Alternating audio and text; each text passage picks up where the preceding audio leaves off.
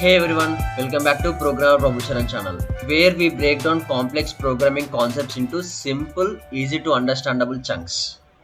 ఈ రోజు మనం ప్రోగ్రామింగ్లో చాలా బేసిక్ ప్రాబ్లం గురించి డీప్ డైవ్ చేద్దాం.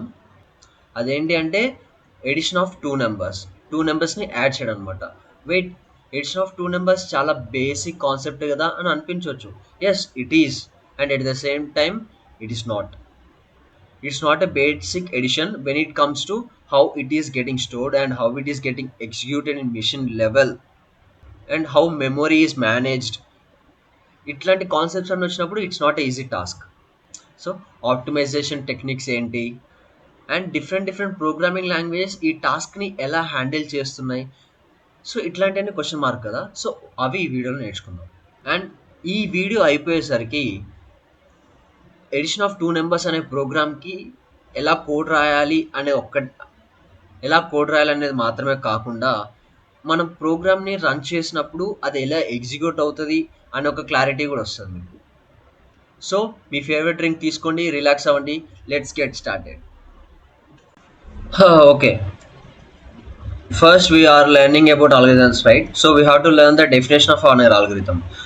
సో బేసికలీ ఈ సిరీస్ అనేవి నేను మొత్తం తెలుగులో చేయాలని అనుకుంటున్నాను, ఎందుకంటే ఈ యూట్యూబ్ ఛానల్ స్టార్ట్ చేసిందే to educate the Telugu people, like people who clearly understand the Telugu language. So వాళ్ళ కోసం అనేసి నేను నా వీడియోస్ అన్నీ తెలుగులోనే చేయడం జరిగింది. సో ఇప్పటి నుంచి నా ప్రతి వీడియో తెలుగులో అండ్ కొంచెం ఇంగ్లీష్లో కూడా ఎక్స్ప్లెనేషన్ ఉంటుంది అనమాట. సో ఫస్ట్ మనం ఆల్గరిథం యొక్క డెఫినేషన్ ఏంటో చూడాలి. What is an algorithm?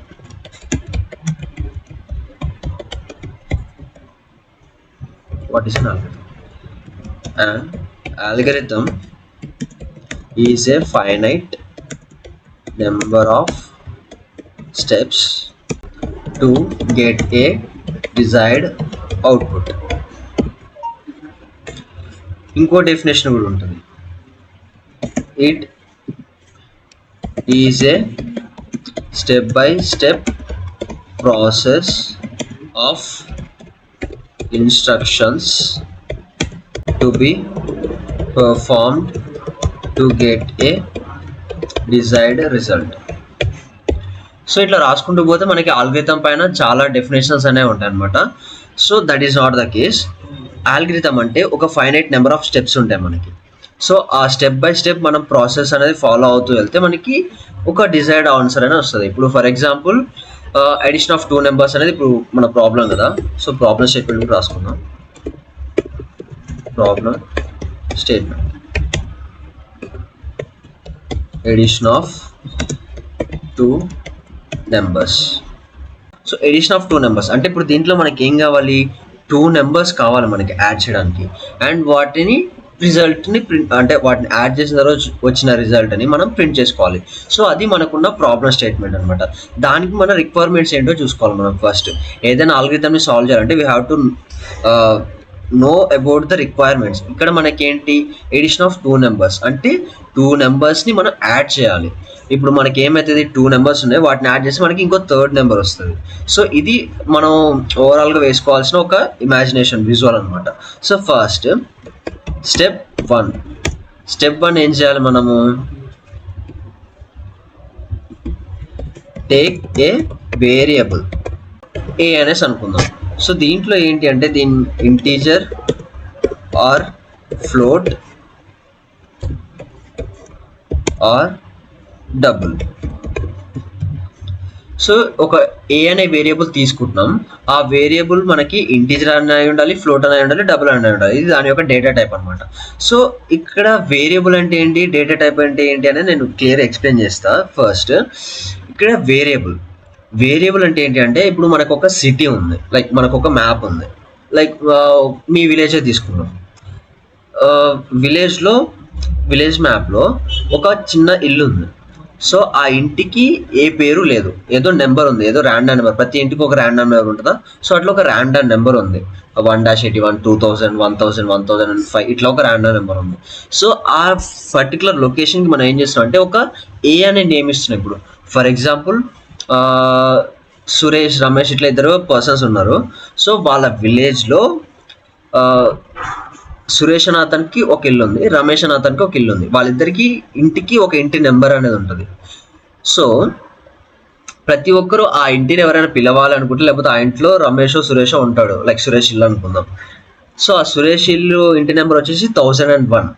So ఆ సురేష్ ఇల్లుని ఎవరైనా ఎలా గుర్తుపెట్టుకుంటారు?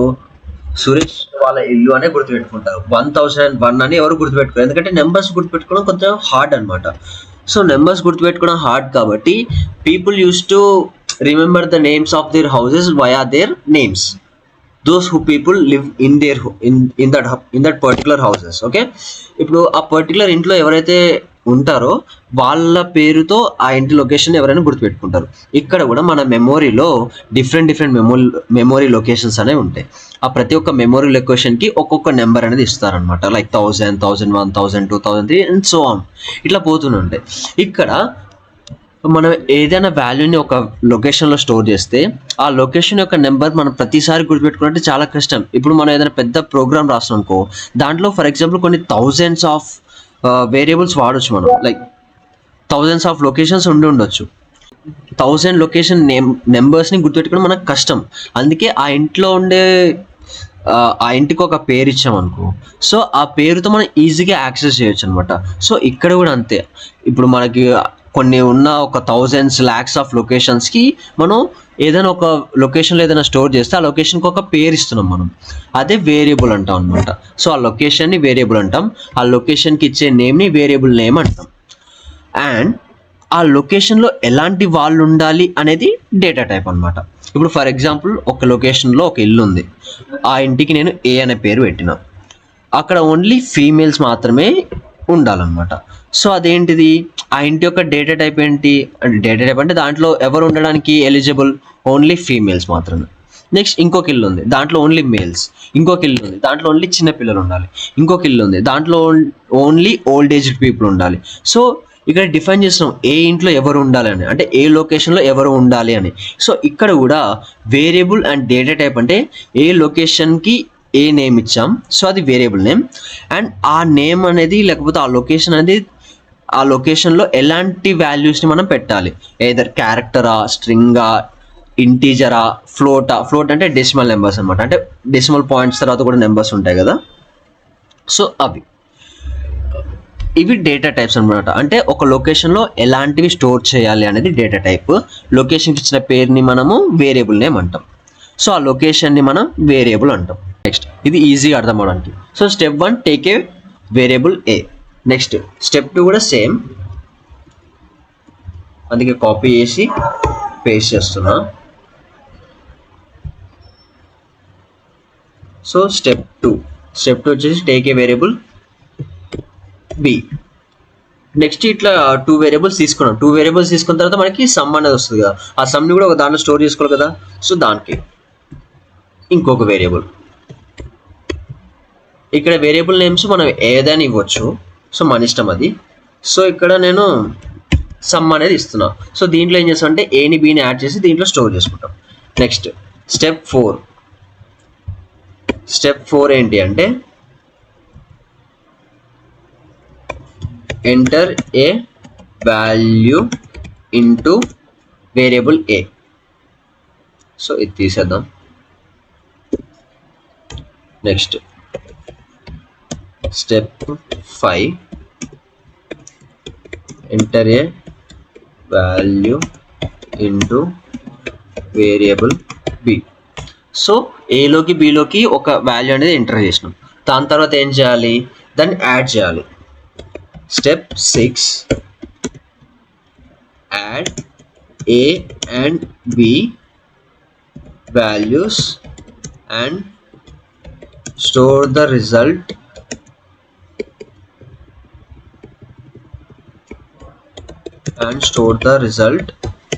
in variable sum. సో ఇక్కడ ఏం చేస్తున్నాం, ఏని బిని యాడ్ చేసి మనం సమ్లో స్టోర్ చేస్తున్నాం. Next step 7 print the resultant value which is in variable sum. So ఇక్కడ సమ్లో ఉన్న వాల్యూ అనేది మనం ఎంటర్ చేస్తూ ఉంటాం. ఇది మనం రాసిన ఆల్గరిథం దేనికి ఎడిషన్ ఆఫ్ 2 నెంబర్స్కి. ఫస్ట్ ఏం చేసినాం, వేరియబుల్ ఏ తీసుకున్నాం, వేరియబుల్ బి తీసుకున్నాం, తర్వాత వేరియబుల్ సమ్ అనేవి. ఇప్పుడు మన మెమొరీలో 3 లొకేషన్స్కి 3 నేమ్స్ ఇచ్చాం మనం. ఒక లొకేషన్కి ఏ అని, ఒక లొకేషన్ బి అని, ఇంకో లొకేషన్కి సమ్ అని. సో అవన్నీ ఏ టైప్స్, ఇంటీజర్ టైప్స్ అనమాట. Integer, float, double. సో ఈ మూడిట్లో ఏదైనా టైప్ పెట్టుకోవచ్చు మనం. ఇంటీజర్ టైప్ అనుకుందాం. సో ఇంట్ అంటే దాంట్లో ఓన్లీ ఇంటీజర్స్ మనమే స్టోర్ చేయగలుగుతాం మనం. Next enter a value into variable a, enter a value into variable b. ఇక్కడ ఏం చేస్తున్నాం, ఏలోకి బిలోకి వాల్యూస్ని ఎంటర్ చేస్తున్నాం. తర్వాత add A and B values and store the result in variable sum. So సమ్లో ఏని బిని యాడ్ చేసి ఉంచుతున్నాం. నెక్స్ట్ సమ్లో ఉన్న వాల్యూని ప్రింట్ చేసుకుంటాం. ఇది బేసిక్గా మనం ఒక ఆల్గరిథంని క్రియేట్ చేయడం, లేకపోతే ఒక ఆల్గరిథంని రాయడం అనమాట వచ్చిన ప్రాబ్లంకి. సో దీనికి ఈక్వివలెంట్ కోడ్ చూద్దాం మనము సి లాంగ్వేజ్లో, అండ్ దాన్ని ఆప్టిమైజ్ కూడా చేద్దాం. ఇక్కడ ఇది మనకి బేసిక్ సి లాంగ్వేజ్ స్ట్రక్చర్ అనమాట. First hash include stdio.h. ఎవరైనా సి లాంగ్వేజ్ నేర్చుకొని ఉంటే ఇది అర్థమవుతుంది. ఒకవేళ నేర్చుకోక please try to learn C language. ఎందుకంటే అది ఇట్స్ ఎ బేసిక్ లాంగ్వేజ్. ప్రతి ప్రోగ్రామింగ్ లాంగ్వేజ్, ఇప్పుడు C++ రావాలన్నా, జావా రావాలన్నా, ఇంకేదన్నా వేరే ఇట్లా కర్లీ బ్రేసెస్ టైప్లో ఏ ప్రోగ్రామింగ్ లాంగ్వేజ్ ఉన్నా అది రావాలంటే మనం ఖచ్చితంగా సి లాంగ్వేజ్ నేర్చుకుని ఉండాలన్నమాట. It's very very important. Please try to learn. ఒకవేళ మీకు సి లాంగ్వేజ్ రాదు, నేర్చుకోలేదు, ఎక్కడ నేర్చుకోవాలో తెలియదు అనుకుంటే నా ఛానల్లోనే C language playlist complete playlist ఉంది. విదిన్ 40 వీడియోస్లో మంచిగా అర్థమయ్యే విధంగా నేను ఎక్స్ప్లెయిన్ చేయడం జరిగింది. Please go through it. Next getting back to our topic, int main. So దీంట్లో మనం ఏం చేయాలి, ఫస్ట్ మనం ఇక్కడ ఏం చేస్తాం, స్టెప్ 1లో టేక్ ఏ వేరియబుల్. సో ఇక్కడ కూడా మనం టేక్ ఏ వేరియబుల్ అంటే ఒక వేరియబుల్ని డిక్లేర్ చేసుకోవాలి. ఏ టైప్, ఇంటీజర్ టైప్ కదా. ఇంట్ వేరియబుల్ నేమ్ ఏమి ఇచ్చాం మనం, ఏ అని ఇచ్చినాం. So a. So first line step 1 అయిపోయింది, టేక్ ఏ వేరియబుల్ అయిపోయింది. Next take a variable b, int b. Okay. Next take a variable sum, int sum. ఓకేనా. ఇప్పుడు మనం వేరియబుల్స్ తీసుకుని అయిపోయింది. తర్వాత ఏం చేయాలి, enter a value into A, enter a value into b. ఏలోకి బిలోకి వాల్యూస్ని ఎంటర్ చేయాలన్నమాట మనం. ఇక్కడ printf enter value into a. C లాంగ్వేజ్లో ప్రతి దాని తర్వాత సెమికాలన్ పెట్టుకోవాలన్నమాట. సో సెమికాలన్ అంటే it is the end of the line అని షో చేస్తుంది, లేకపోతే కంపైలర్ అనేది ఎర్రర్ చూపిస్తుంది. ఓకేనా. ఇక్కడ ఎంటర్ ద వాల్యూ ఇంటూ ఏ అనేసి ప్రింట్ చేస్తున్నాం, అంటే ఏలోకి వాల్యూ ఎంటర్ చేయండి అని చెప్తున్నాం. తర్వాత వాల్యూస్ ఎలా తీసుకోవాలంటే scanf ద్వారా తీసుకోవాలన్నమాట. scanf %d &a semicolon. ఇక్కడ ఏం జరుగుతుంది అనేది నేను తర్వాత ఎక్స్ప్లెయిన్ చేస్తా. printf enter value into b semicolon scanf %d %b. So 2 numbers తీసుకున్నాం మనం. Enter a value into A, enter a value into B అయిపోయింది. తర్వాత ఏం చేయాలి, ఏని బిని యాడ్ చేసి సమ్లో స్టోర్ చేయాలి. So sum equals to A plus B. Next ఏం చేయాలి, print the sum is %d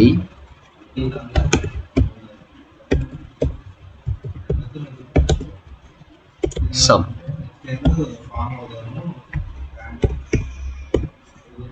దీన్ని రన్ చేద్దాం.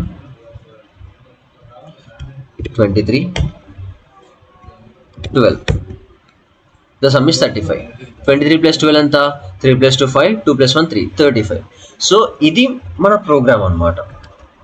ఇక్కడ ప్రోగ్రామ్ని ట్రేస్ అవుట్ చేయడానికి ట్రై చేస్తే మనము, మీరు నెంబర్ టైప్ చేసి ఎంటర్ ప్రెస్ చేసినప్పుడు scanf ఫంక్షన్ ఆ ఇన్పుట్ని రీడ్ చేసి మెమరీలో స్టోర్ చేస్తుంది.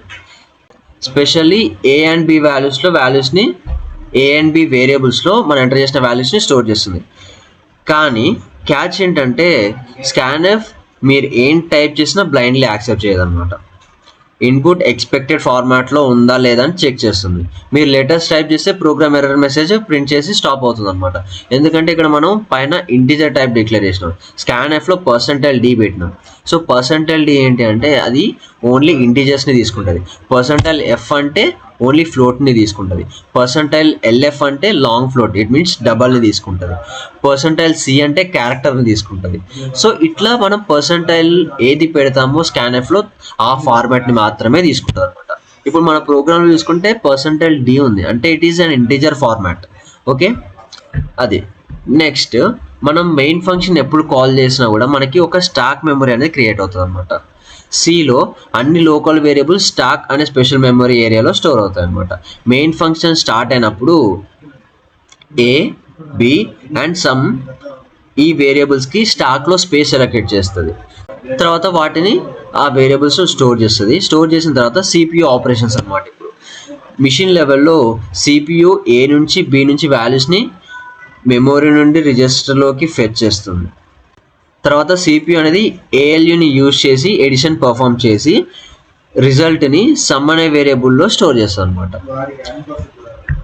సో ఇది బేసిక్గా జరిగేది మన ప్రోగ్రామ్.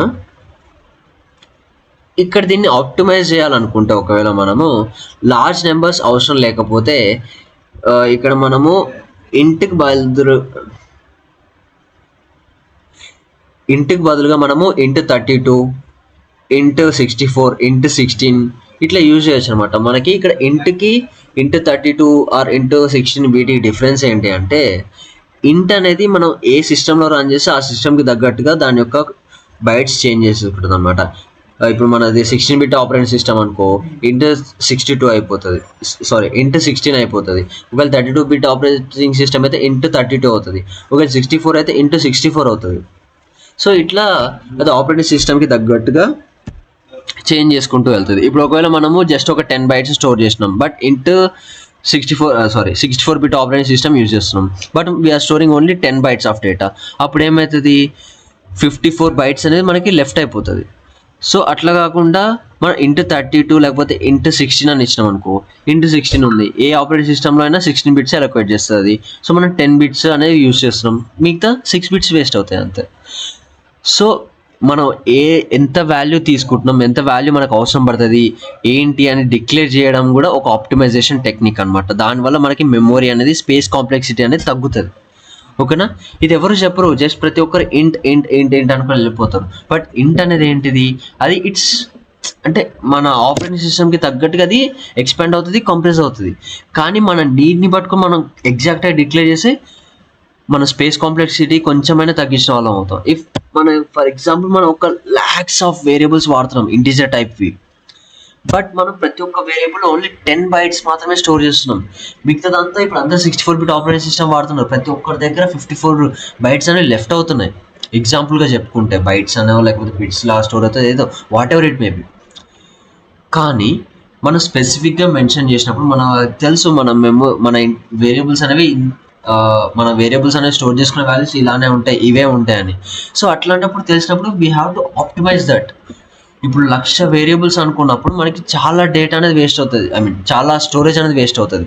సో దాన్ని కంపేర్ చేసుకొని చిన్న వేరియబుల్స్ చిన్న డేటా టైప్ యూజ్ చేస్తే స్టోరేజ్ అనేది సేవ్ చేసిన వాళ్ళం అవుతాం. నెక్స్ట్, సో ఇది సి లాంగ్వేజ్లో.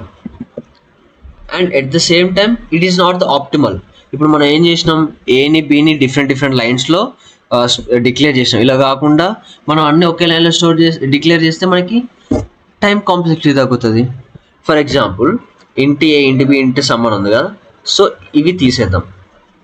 ఇవి తీసేసి ఇంట్ ఏ కామా బి కామా సమ్ అనేసి డిక్లేర్ చేసినాం. ఇప్పుడు ఆ 3 వేరియబుల్స్ని ఒకే లైన్లో డిక్లేర్ చేసేసినాం, ఒక 2 lines తగ్గిపోయినాం మనకి. అండ్ ఇక్కడ ఎంటర్ వాల్యూ ఇంటూ ఏ, enter value into b. So ఇన్ని లైన్స్ మనకు అవసరం లేదు. So enter values into a and b. ఓకేనా, ఇక్కడ స్కానర్ కూడా అవసరం లేదు మనకి. ఇన్ని %d %d %a and ampersand B. ఇక్కడ అండ్ సింబల్ ఎందుకు పెట్టినాను మీకు డౌట్ రావచ్చు. అండ్ సింబల్ ఏం చేస్తా అంటే అండ్ ఏ అని ఇస్తే మనకి ఏ అనే అంటే ఇప్పుడు ఫర్ ఎగ్జాంపుల్ మన మెమరీలో ఒక లొకేషన్ ఉంటుంది కదా, సో లొకేషన్కి మనం ఏ అనే పేరు ఇచ్చినాం, బట్ ఆ లొకేషన్ యొక్క నెంబర్ తెలియదు. ఆ పేరు ఓన్లీ మనం పెట్టుకునేది, కానీ మిషన్కి ఆ నెంబర్ మాత్రమే తెలుసు, ఆ వేరియబుల్ నేమ్ తెలియదు. సో అందుకనేసి ఇప్పుడు మనం ఎంటర్ చేసిన వాల్యూ అనేది ఏలో స్టోర్ చేయాలి, అంటే ఏ యొక్క లొకేషన్లో స్టోర్ చేయాలి. ఏ యొక్క లొకేషన్ నెంబర్ ఎంత అనేది అండ్ సింబల్ ఇస్తుంది అనమాట. అండ్ వచ్చేసి మనకి అడ్రస్ ఆఫ్ ఎ వేరియబుల్ అనేది రిటర్న్ చేస్తుంది. అండ్ యాంపర్సెంట్ ఏ అని ఇచ్చామనుకో, ఆ వేరియబుల్ ఏ యొక్క లొకేషన్ అనేది మనకి వస్తుంది అనమాట. ఆ లొకేషన్లో మనం ఎంటర్ చేసిన వాల్యూ అనేది స్కాన్ఎఫ్ స్టోర్ చేస్తుంది. ఓకేనా. సో ఇక్కడ ఏ అండ్ బిని తీసుకున్నాం. ఇక్కడ sum equals to A plus B, print sum percentage sum. So దీన్ని రన్ చేస్తే మనకి సేమ్ అవుట్పుట్ వస్తుంది అనమాట. 2 3. సో 2 3 రెండు వేరియబుల్స్ ఎంటర్ చేసిన నేను, ఇక్కడ మనకి రిజల్ట్ అనేది 5 వచ్చింది. అండ్ ఇంకా దీన్ని ఆప్టిమైజ్ చేయొచ్చు అంటే ఇంకా ఆప్టిమైజ్ చేయొచ్చు. We can optimise it. ఇప్పుడు సమ్ అనే వేరియబుల్ ఉంది, ప్రతిసారి సమ్ అనేది అవసరం మనకి. ఇక్కడ సమ్ అనే వేరియబుల్ని తీసేస్తే మనకి టైం మిగులుతుంది, స్టోరేజ్ మిగులుతుంది. సమ్ తీసేసాం, ఇక్కడ కూడా సమ్ తీసేసాం. ఇప్పుడు మనకి ఆన్సర్ ఎలా రావాలి, ఇక్కడ సమ్ ఉంది కదా, సమ్ దగ్గర a plus b, that's it. 2 and 3, answer 5. The sum is 5. కాకపోతే here we have to consider something.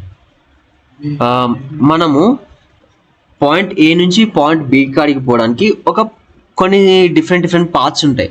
Either for example ఇక్కడ నేను కోకాపేటలో ఉన్నాను, కోకాపేట నుంచి నా కాలేజ్ సిబిఐటి. సో ఇక్కడ నుంచి సిబిఐటికి nearly 2.5 to 3 kilometers. So 3 kilometers అనుకుందాం.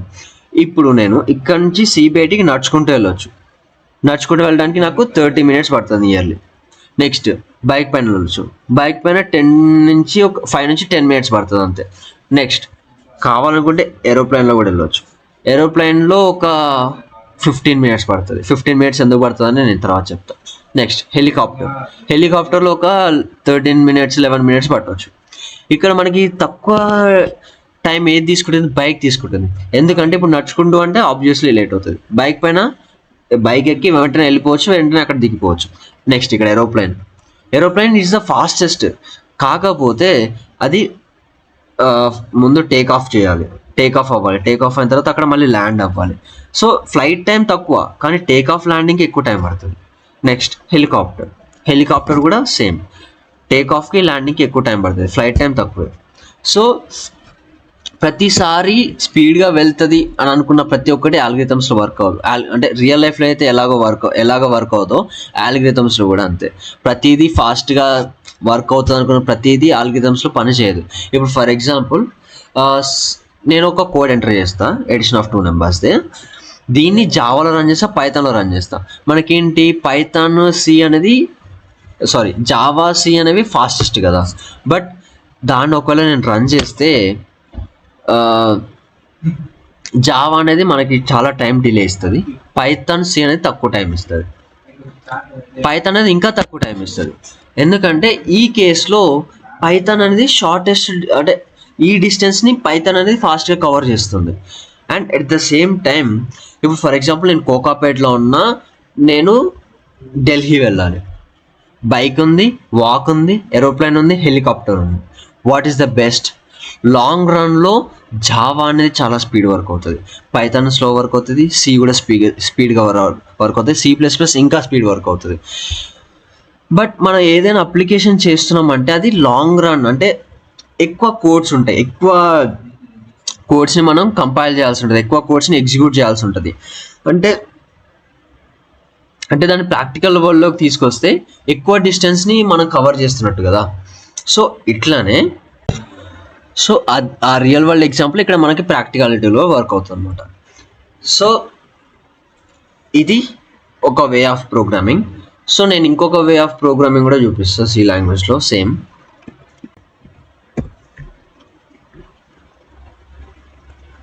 సో ఇక్కడ టైం లేదు కాబట్టి నేను టైప్ చేసేసి మళ్ళీ వీడియో ఆన్ చేస్తాను. సో టైం కాన్స్టెంట్ ఉంది కాబట్టి ఇక్కడ ఫస్ట్ × 32 సమ్. ఇక్కడ ఏంటి అంటే × 32 అనేది మనకి డేటా టైప్ అనమాట. ఇంతకుముందు ఇంటూ తీసుకున్నాం కదా, సో ఇప్పుడు ఇంటూ 32T తీసుకుంటాం, ఎందుకంటే ఇది ఓన్లీ 32 బిట్స్ మాత్రమే, లైక్ 32 బైట్స్ మాత్రమే అలొకేట్ చేస్తుంది. ఓకేనా. సో సమ్ అనేది ఫంక్షన్. సో ఈ ఫంక్షన్స్ అనేవి రాకపోతే మళ్ళీ మీరు సి లాంగ్వేజ్లోకి వెళ్ళి నా ప్లేలిస్ట్లోకి వెళ్ళి సి ఫంక్షన్స్ గురించి నేర్చుకోవాల్సి ఉంటుంది. సో వస్తే ఓకే, రాకపోతే ఫంక్షన్స్ గురించి నేర్చుకోండి. ఇందాక చెప్పింది ఇట్స్ ఫైన్, బట్ ఇది ఇంకా మాడ్యులారిటీ అనమాట. ఇప్పుడు మనం ప్రతిసారి ఎడిషన్ చేయాలనుకో, ప్రతిసారి ఎడిషన్ ప్రోగ్రామ్ అనేది రాయాల్సి ఉంటుంది, A+B అని చెప్పేసి. ఇప్పుడు ఒకవేళ ఫంక్షన్ డిక్లేర్ చేసుకోనుకో, ఒక్కసారి ఆ ఫంక్షన్ని కాల్ చేస్తే అయిపోతుంది. ఒక్కసారి ఫంక్షన్ డిక్లేర్ చేస్తే మల్టిపుల్ టైమ్స్ దాన్ని యూజ్ చేసుకోవచ్చు అనమాట మనం. ఓకేనా. సో అది into main into 32 num and num2. First number enter చేస్తాం. ఒకవేళ ఫస్ట్ నెంబర్ ఎంటర్ చేసిన తర్వాత మనకి స్కాన్ఎఫ్ అనేది ఒక నెంబర్ ఎంటర్ చేస్తే 1 రిటర్న్ చేస్తే, 2 నెంబర్స్ ఎంటర్ చేస్తే 2, 3 నెంబర్స్ ఎంటర్ చేస్తే 3, ఎన్ని నెంబర్స్ ఎంటర్ చేస్తే ఆ నెంబర్ అంటే ఆ వాల్యూని రిటర్న్ చేస్తుంది. 3 నెంబర్స్ అయితే 3, 4 అయితే 4. సో ఇక్కడ మనం ఓన్లీ ఒక నెంబర్ని తీసుకుంటున్నాం ఇన్పుట్, సో అందుకే 1 రిటర్న్ చేస్తుంది. ఒకవేళ 1 రిటర్న్ చేయలేదు, 2 రిటర్న్ చేసింది, లేకపోతే అసలు 0 రిటర్న్ చేసింది అంటే ఇన్వాలిడ్ ఇన్పుట్ అది.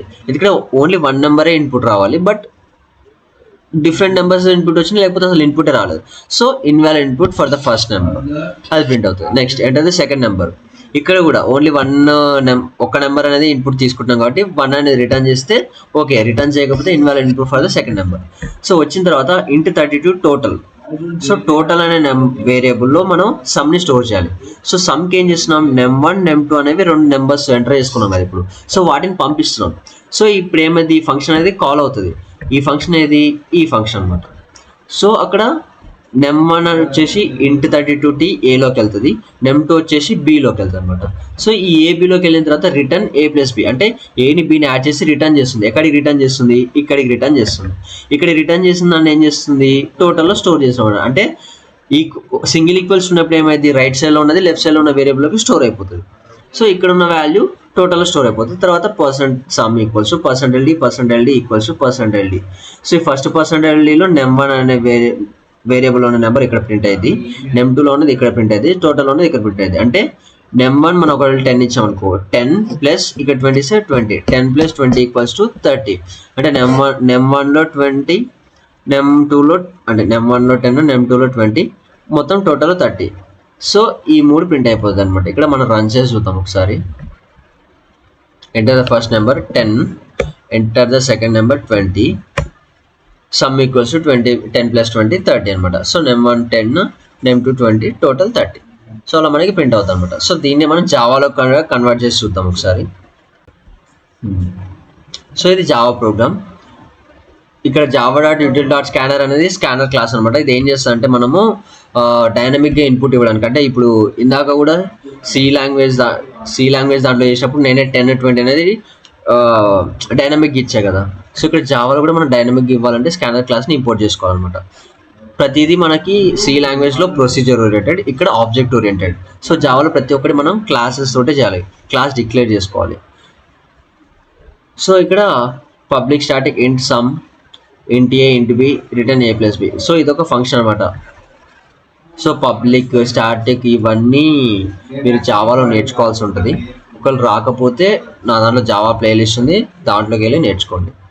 ఇది public static void main. So C లాంగ్వేజ్లో మెయిన్ ప్రోగ్రామ్ నుంచి ఎట్లా ఎగ్జిక్యూట్ అవుతుంది, ఇది కూడా మెయిన్ ప్రోగ్రామ్ నుంచే ఎగ్జిక్యూట్ అవుతుంది అనమాట. సో ఇక్కడ స్కానర్ క్లాస్ని ఇనిషియలైజ్ చేసుకుంటాం. ఇక్కడ ట్రై చేస్తున్నాం. ఎంటర్ ద ఫస్ట్ నెంబర్ వచ్చిన దాన్ని num1లోకి స్టోర్ చేస్తున్నాం.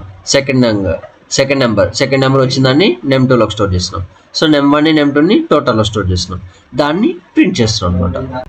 సో ఒకవేళ ట్రై చేసినప్పుడు ఓకే, ట్రై చేయకుండా ఏదైనా ఎక్సెప్షన్ వచ్చిందనుకో, అంటే ఇప్పుడు మనం ఇంటీజర్ ఎంటర్ చేయకుండా ఒకవేళ స్ట్రింగ్ ఎంటర్ చేసినాం అనుకో, అదొక ఎక్సెప్షన్ కదా. క్యారెక్టర్ ఎంటర్ చేసినాం, అది కూడా ఒక exception.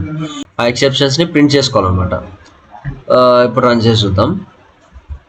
Enter the first number అనేసి మనకి వస్తుంది. Enter the first number 10, enter the second number 20, మనకి 10 ప్లస్ 20 ఈక్వల్స్ టు 30. సో దీన్ని మనం పైథాన్లో ట్రై చేద్దాం. పైథాన్లో వే మోర్ స్మాల్ ఉంటుంది కోడ్ అనేది అసలు.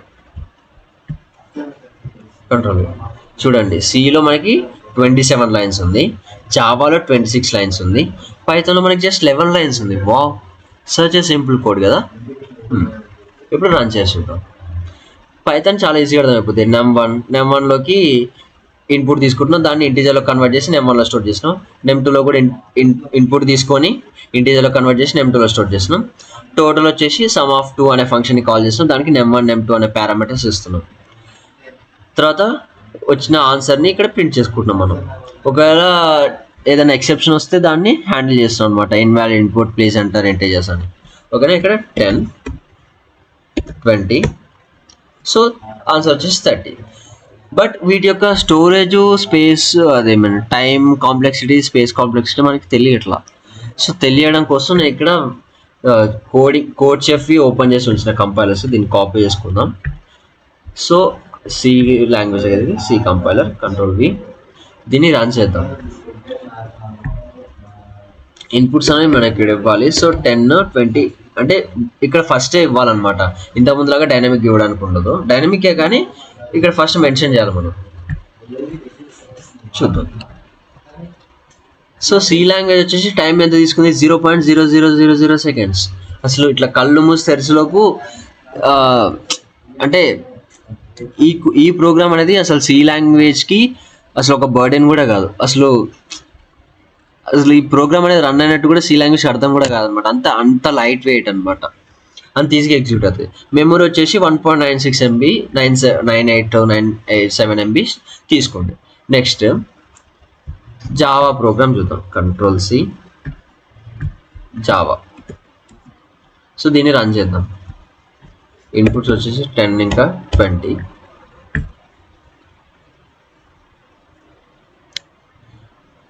సారీ, ఇది మెయిన్ అని పెట్టుకోవాలి. అంటే జావాలో క్లాస్ నేమ్ ఇంకా ఫైల్ నేమ్ సేమ్ ఉండాలి. సో ఇక్కడ బై డిఫాల్ట్ మెయిన్ అని ఉంటుంది కాబట్టి క్లాస్ నేమ్, ఇక్కడ మనం మెయిన్ అనేది ఇవ్వాలన్నమాట. సో ఇక్కడ మనకి టైం అనేది 0.09000 సెకండ్స్ తీసుకుంది. 43.5 MB తీసుకుంది అనమాట ఈ ఒక్క చిన్న ప్రోగ్రామ్. నెక్స్ట్ పైథాన్ ప్రోగ్రామ్ చూద్దాం. కంట్రోల్-C, కంట్రోల్-V, 10 20 ఇన్పుట్ అనమాట. ఇక్కడ మనకి 0.0100 సెకండ్స్లో అయిపోయింది. మెమరీ 8.528 MB తీసుకుందాం. ఇక్కడ కంపారిజన్ చేసుకుంటే సిలో మనకి 00 సెకండ్స్ అండ్ మెమరీ వచ్చేసి <2 MB. ఇక్కడ పైథాన్లో తీసుకుంటే మనకి 0.01 సెకండ్స్, ఇంచుమించుగా 8.5 to 9 MB తీసుకుంది స్టోరేజ్. జావాలోకి వస్తే అది 0.09 సెకండ్స్ తీసుకుంది. మెమరీ అనేది నియర్లీ 44 MB కాడికి వెళ్ళింది. సో ఇక్కడ కంపేర్ చేసుకుంటే సి అనేది least time complexity and least space complexity. Python అనేది కొంచెం ఎక్కువ టైం తీసుకుంది, కొంచెం ఎక్కువ స్పేస్ తీసుకుంది. జావా అనేది ఇంకా ఎక్కువ టైం తీసుకుంది, ఇంకా ఎక్కువ స్పేస్ తీసుకుంది. బట్ అందరూ ఎందుకు జావాని యూజ్ చేస్తారు? జావా ఎందుకు బెటర్? ఓకే, ఇందాక నేను ఏరోప్లేన్ ఎగ్జాంపుల్ చెప్పిన కదా, ఇక్కడ ఏమవుతుందంటే జావా అనేది చిన్న ప్రోగ్రామ్స్కి ఇంత టైం తీసుకుంటుంది, కానీ పెద్ద ప్రోగ్రామ్స్కి తక్కువ టైం తీసుకుంటుంది అనమాట. ఎందుకంటే దాని యొక్క టేక్ ఆఫ్ టైం ఎక్కువ ఉన్నా కూడా టేక్ ఆఫ్ అయిన తర్వాత ఫ్లైట్ టైం తక్కువ ఉంటుంది. ఇప్పుడు రియల్ వరల్డ్లో ఇప్పుడు నేను కంపేర్ చేసుకుంటే ఎలా ఉంటుందంటే సి లాంగ్వేజ్ అనేది ఏరోప్లేన్లో వెళ్ళడం లాంటిది, జావా అనేది హెలికాప్టర్లో వెళ్ళడం లాంటిది, పైథాన్ అనేది మనం నడుచుకుంటూ వెళ్ళడం అనుకోవచ్చు, లేకపోతే బైక్ పైన వెళ్ళడం అనుకోవచ్చు. C++ కూడా చాలా ఫాస్ట్గా అయిపోతుంది అనమాట, చాలా ఫాస్ట్ ఎగ్జిక్యూషన్. కాంపిటేటివ్ కోడింగ్స్లో C++ వాడతారు అనమాట. So this is about algorithms. So ఇక్కడ పైథాన్ నేను ఎందుకు యూజ్ చేయకూడదు అంటే రికమెండ్ చేస్తున్నా అంటే, పైథాన్ ఇంటర్ప్రిటర్ మెమరీ ఆటోమేటిక్గా హ్యాండిల్ చేస్తుంది అనమాట. మీరు మెమరీ అలొకేట్ మరియు డీఅలొకేట్ చేయాల్సిన అవసరం అస్సలు లేదు, అన్నీ ఆటోమేటిక్గా జరిగిపోతాయి. ఇప్పుడు మనము సి లాంగ్వేజ్లో జావాలో ఏం చేస్తున్నామంటే ఇంటీజర్ అని డిక్లేర్ చేస్తున్నాం. ఇక్కడ ఇంట్, జావాలో కూడా ఇంట్ అని డిక్లేర్ చేస్తున్నాం. ఇక్కడ ఇంట్ 32T అని చేస్తున్నాం. ఇక్కడ ఏం చేస్తున్నాం, మెమరీ అనేది మనం ఫస్ట్ అలొకేట్ చేస్తున్నాం. సో ఇంకా కాంప్లెక్స్ ఆల్గరిథమ్స్కి వెళ్ళినప్పుడు మనం మెమరీ అనేది డీఅలొకేట్ కూడా చేయాల్సి వస్తుంది అనమాట. ఎందుకంటే ప్రతిదీ మన చేతిలోనే ఉంటుంది, మనం చేస్తే తప్ప ఏది అవ్వదు. అందుకే వీటిలో నేర్చుకుంటే మనకి అసలు మెమరీ అనేది ఎట్లా వర్క్ అవుతుంది, ఎక్కడ అలొకేట్ అవుతుంది, ఎక్కడ డీఅలొకేట్ అవుతుంది అనేది అర్థమవుతుంది. ఎక్కడ ఎఫిషియెంట్గా హ్యాండిల్ చేయగలుగుతాం, ఎక్కడ చేయకూడదు, ఎక్కడ చేయొచ్చు అనేది కూడా అర్థమవుతుంది. సో అందుకే నేను సిలో ఇంకా జావాలో నేర్చుకోవడానికి హైలీ రికమెండ్ చేస్తున్నా. సో ఇవి మనకి మెయిన్ కాన్సెప్ట్స్. అండ్ ఇక్కడ రాసా కదా, ఇది ఆల్గరిథం అనేది ఎలా రాయాలి అనే బేసిక్ స్టెప్ అనమాట. ఇప్పుడు మీరు ఏం చేస్తారంటే దీనికే ఇలానే స్టెప్స్ రాయడానికి ట్రై చేయండి, తర్వాత వీలైతే కోడింగ్ చేయడానికి ట్రై చేయండి. సో స్టెప్స్కి నేను ప్రాబ్లమ్స్ ఇస్తాను కొన్ని హోంవర్క్ లాగా ప్రాబ్లమ్స్. సో ఫస్ట్ ఏంటిదంటే check if the given number is greater than, less than or equal to 0. Hint కూడా ఇస్తాం మీకు. Hint use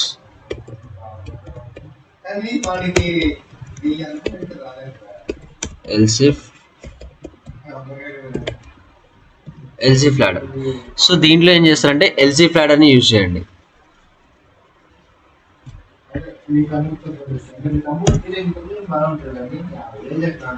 use else if ladder. Okay, అంటే ఒకవేళ నెంబర్ అనేది మనకి 0 కంటే ఎక్కువ ఉంటే ఇక్కడ కండిషన్స్ పెట్టుకోండి. Enter a value into variable B అని ఉందా. సో దీని తర్వాత ఏం చేయండి అంటే ఓన్లీ ఒక్క నెంబరే తీసుకోండి. Enter take a variable a, enter a value into variable a. ఇది అయిపోయిన తర్వాత if a greater than, if a less than 0, if a greater than 0, if a equal to 0 అని కండిషన్స్ పెట్టండి. ఏ కండిషన్ అయితే మ్యాచ్ అవుతుందో దానికి తగ్గట్టుగా ప్రింట్ చేసుకోండి. ఓకేనా. సో ఆన్సర్ ఆల్రెడీ చెప్పేసినా, మీరు ఒకసారి ట్రై చేస్తే అయిపోతుంది. నెక్స్ట్ సెకండ్ ప్రాబ్లం ఏం చేస్తారు, check entered value is even or odd. So మనం ఎంటర్ చేసిన వాల్యూ అనేది ఈవెనా ఆడా అనేది కూడా ఒకసారి చూసుకోవాలన్నమాట. ఇప్పుడు దీనికి ఏం చేయాలంటే ఒక ఫార్ములా ఉంటుంది. అంటే ఒక నెంబర్ అనేది 2తో డివైడ్ అయినప్పుడు రిమైండర్ అనేది 0 వచ్చింది అనుకో, ఇట్స్ ఏ ఈవెన్ నెంబర్. ఒకవేళ రాలేదనుకో it's an odd number. So ఆ ఒక్క లాజిక్ని దీంట్లో పెట్టాలన్నమాట. ఒక take a variable a, enter a value into a. తర్వాత ఇఫ్ ఏ డివైడెడ్ బై 2 ఒక దాంట్లో స్టోర్ చేసుకోవాలి. అది ఒకవేళ 0 అయిందనుకో, if a divided by 2 equals to 0 true అయితే అది even, else it's not even, it's an odd number. So ఇది సింపుల్ అనమాట. సో ఈ రెండు ప్రాబ్లమ్స్ని వీలైతే చేయండి, ఓన్గా చేయడానికి ట్రై చేయండి. వీలైతే సిలో కోడ్ చేయడానికి ట్రై చేయండి.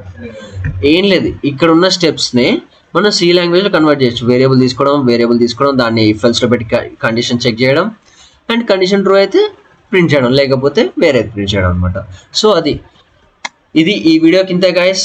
I hope you learned about how to add 2 numbers and what is an algorithm, and మెమొరీలో ఎలా స్టోర్ అవుతుంది, అండ్ మెమరీ లొకేషన్స్ ఏంటి, వాటి యొక్క నేమ్స్ ఏంటి, వేరియబుల్స్ ఏంటి, డేటా టైప్స్ ఏంటి, ఇవన్నీ కూడా మీకు అర్థమైనవి అనుకుంటున్నా.